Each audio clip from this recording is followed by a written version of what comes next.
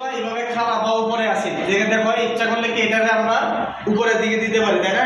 এই পয়েন্টটাকে উপরের দিকে দিতে পারি না, মানে জিনিসটাকে কিন্তু আমরা এইভাবে সাজায় লিখতে পারি। দেখো এই ওয়ান ছিল, এই দুইটাকে কি এইভাবে দিতে পারি, ঠিক আছে? একটার মধ্যে হচ্ছে 10 ভোল্ট আর একটার মধ্যে হচ্ছে কত, 0 ভোল্ট, তাই না? দেখো এটাকে কি আমরা এরকম লিখতে পারি কিনা? হ্যাঁ, বিজুর কাইন্ড নাও, বিজুর কোথায় আছে? এখান থেকে নাও। এইটা যে কথা কিন্তু এই সার্কিট কিন্তু একই কথা, বুঝো নাই?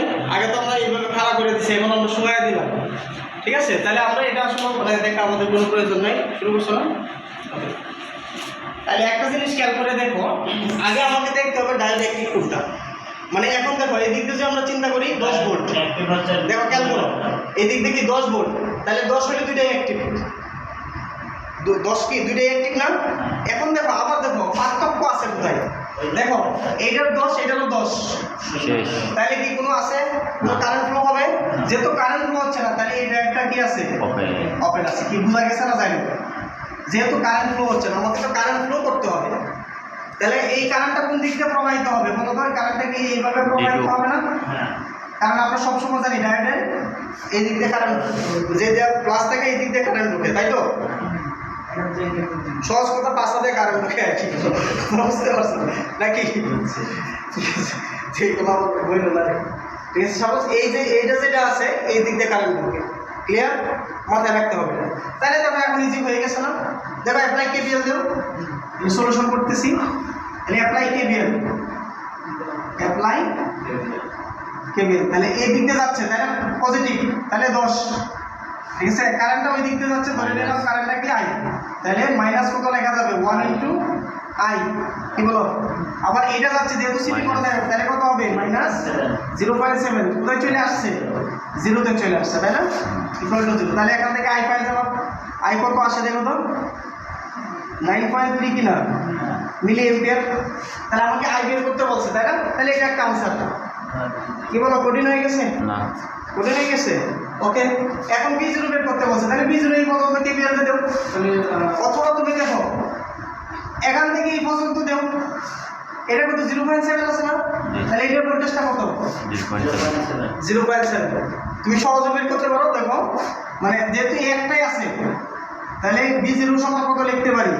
0.7 ভোল্ট, তাহলে এটা একটা আনসার। দেখো এই জিনিসটা আমরা এইভাবে না করে আমরা তো কেভিএল দিতে পারি এখানে, তাই না? কেভিএল দিতে কি হয় কিনা? তাহলে এই জায়গা থেকে নিয়ে আসি বি0 মাইনাস না প্লাস হবে? অবশ্যই প্লাস হবে। আমি আসতেছি নিচের দিকে, কারণ কি উপরের দিকে না, তাহলে কি হবে? প্লাস, প্লাস কত? 9.3 ইন্টু কত? 1, আর এটা বের হচ্ছে কোন দিয়ে? মাইনাস দিয়ে বের হচ্ছে, মাইনাস কত? 10 ইকুয়াল টু কত? 0। তাহলে দেখো কত আসে এটা, তাহলে বি0 ইকুয়াল টু কত? 0.7 ভোল্ট। তাহলে তুমি এইভাবে করতে পারো, অথবা দেখি এইভাবে করতে পারো কেভিএল, যেহেতু আমরা কেভিএল দ্বারা শিখতেছি, তাহলে এটাই বেটার। আচ্ছা, এখন যদি এটাতে আর এটা কিন্তু ডুয়েটে মানে 17-তে আসছে, খালের পয়সা কিন্তু এটা ডুয়েটে 17-তেও আসছে, 12-তেও আসছে এটা, ঠিক আছে?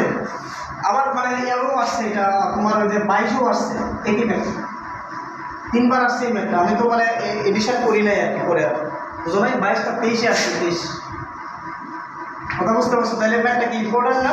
আসলে কি কঠিন ম্যাথ এটা মূলত? আচ্ছা, এখন যদি এটা বলতো প্রতিটা ডায়োডের ভোল্টেজ বের করো, বলতে পারে কিন্তু, হ্যাঁ? তাহলে প্রতিটি ডায়োডের ভোল্টেজ কত? দেখো BD1 এর ভোল্টেজটা কত হইতো বলো তো? 0.7 ভোল্ট, ঠিক আছে? আবার BD2 এর ভোল্টেজটাও কত? 0.7 ভোল্ট। কথা ক্লিয়ার? এখন যদি বলতো তো প্রতিটা ডায়োডের কারেন্ট, তাহলে এগুলো একটা আনসার হইতে পারে, হ্যাঁ? প্রতিটি ডায়োডের কারেন্ট যদি বলতো, তাহলে ID1 এর কারেন্টটা কত বলো তো? 0 মিলি এম্পিয়ার। তাহলে ID2 এর কারেন্টটা কত বলো তো? 9.3, এটাই তো নাকি? 9.3 মিলি এম্পিয়ার হইতে পারে না? এই কোশ্চেনগুলো হইতে পারে। বোঝা গেছে কথা না? বুঝো নাই? ঠিক আছে, তারপর চেক করো।